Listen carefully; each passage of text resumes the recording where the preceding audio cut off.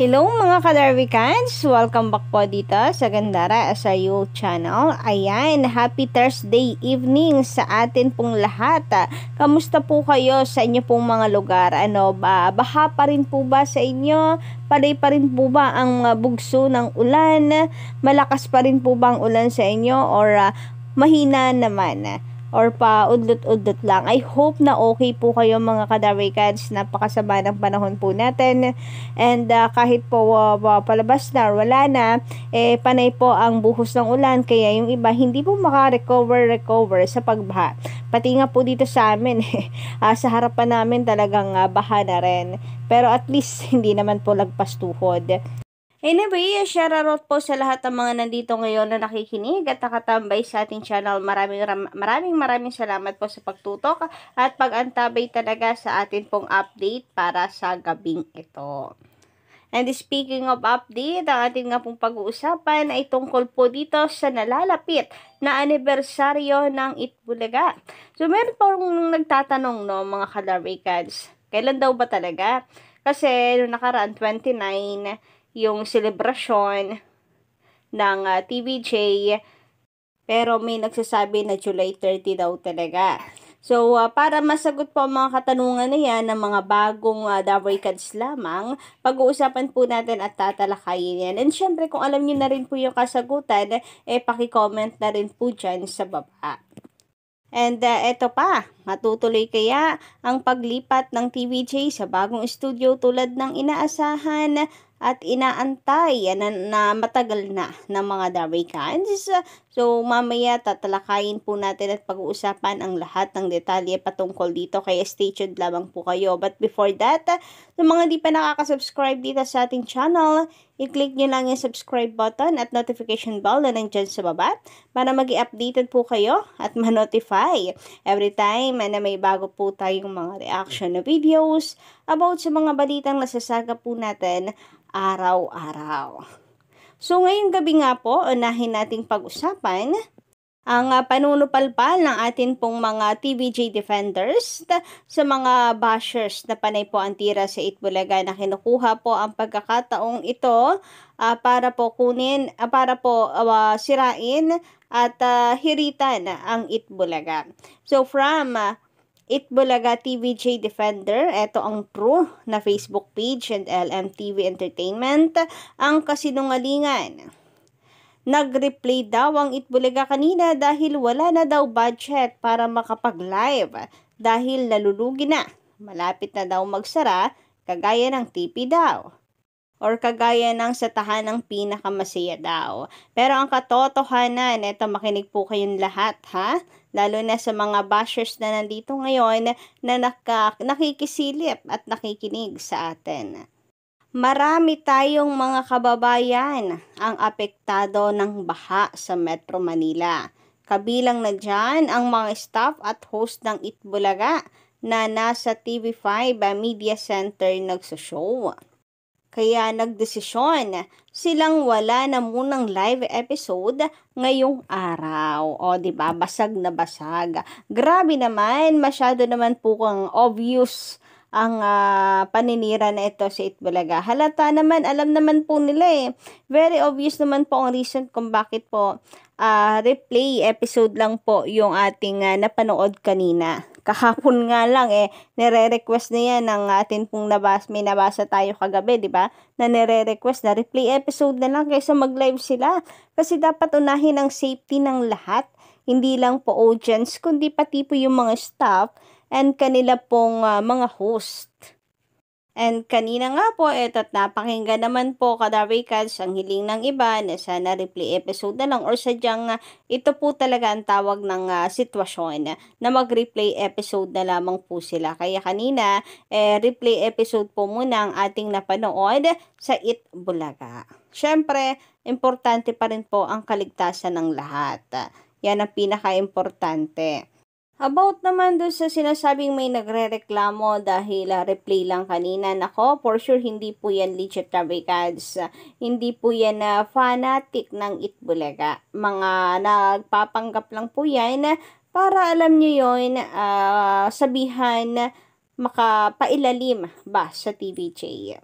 Kasi ang tunay na legit Americans, hindi lang dahil sila po ay fan ng EB, kundi dahil sila po ay may puso na mauunawaan yung ganito pong sitwasyon. Pero dahil basher sila, siguradong basher sila, wala silang puso, kaya panay po silang reklamo. Hindi nila na uunawaan yung sitwasyon. Ang basta sa kanila makapangbatikos, masabi yung gusto. Samantala, update naman po tayo sa ating mga singing queens. Nako, mga kadarikats, naamoy ko na po talaga na ang pagsikat nitong mga singing queens. Talagang unti-unti na po kasi silang nakikilala.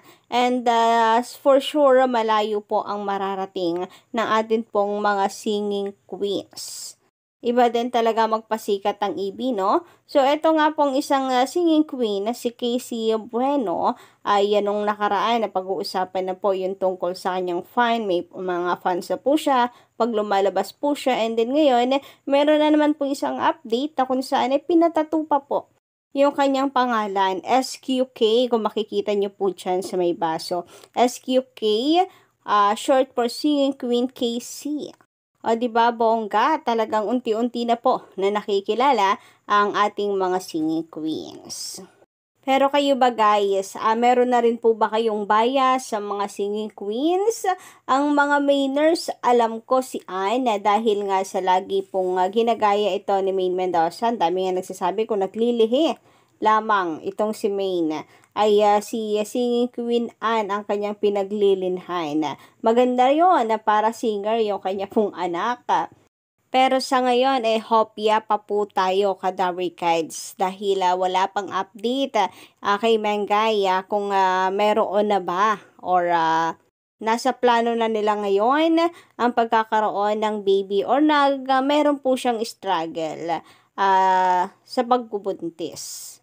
Kaya ako hindi ko na hinahanap si Mengay kapag wala siya sa Itbulaga. Kailangan din po kasi niya ang rest, bawas stress, kasi excited na rin po tayo para po sa bagong yugto ng buhay ni Maine Mendoza. Nakakatulong po yung siya nakakalabas, nakakapagbakasyon na kasama ang kanyang mister. Pero ako guys, ang bias ko sa mga singing queens sa Tasha Charis ay ito pong si singing queen Eunice. So kayo ba guys, sino po ang bias po ninyo dito sa mga singing queens? Paki-comment na nga lang po dyan sa ibaba. So, update naman po tayo sa commercial ng Itbulaga kahit po sila ay replay episode. Ngayong araw, ito po from LM Entertainment, Itbulaga TV5, July 25, 2024. Hashtag Team Advertisers Update. So, total of 71 TV ads po pala tayo ngayong araw, kadarikads.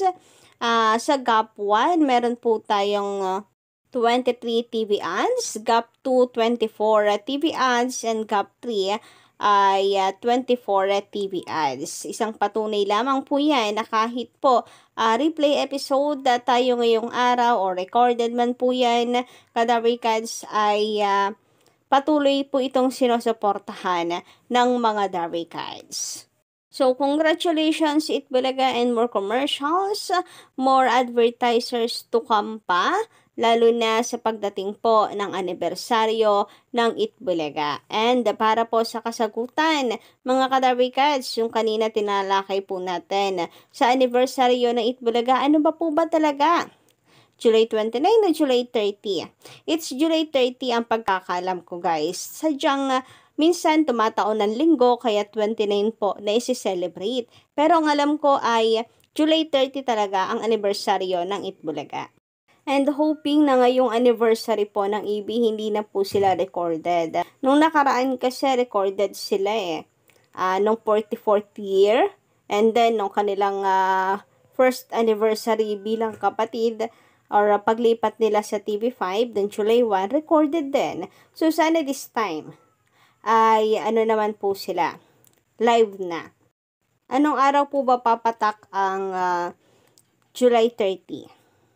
Kapag Monday o Tuesday, nako, alam na this. Recorded po sila. Samantala, nag-post na nga po ang TVJ official tungkol po sa 40th anniversary po or birthday ng Itbulaga. Ang Bulaga is not complete without you. 45th birthday na ng Itbulaga ngayong Tuesday. Tuesday pala. Nako, mukhang mukhang recorded ang atin pong mapapanood. Sayang naman mga kadabricans, no? Pero malay ninyo ay mag-live sila. I'm still hoping mga kadabricans. Samantala about sa anibersaryo, di ba't pinag-uusapan po natin ang paglipat ng TVJ sa malaking studio? Nako, mukhang mapupurnada daw po ata ang kanilang paglilipat sa malaking studio based dito. May posibilidad lang naman. Kasi nga po sa kinakaharap po ng atin pong panahon, may mga bagay po kasing dapat unahin. Alangan namang magpaka-ingrande po tayo tapos yung mga kababayan po natin, di ba? Alam niyo yun, maging sensitive. Ganyan naman po parati ang Itbulaga. Sabi dito ng ang True Itbulaga Defenders Network. Malaki ang posibilidad na ipagpaliban muna ng IBI ang posible lang po, ang granding paglipat nito sa Meralco Theater para unahin ang pagtulong sa ating mga kababayan, lalo na ang mga nasalanta ng kalamidad ng nagdaang Karina PH. Magbayanihan tayo mga Dabricans, bayan muna bago ang sarili. So, yun lang muna ang ating update po para sa gabing ito. Maraming salamat sa pagtutok and don't forget to click the subscribe button and notification bell para po sa iba pang mga balita.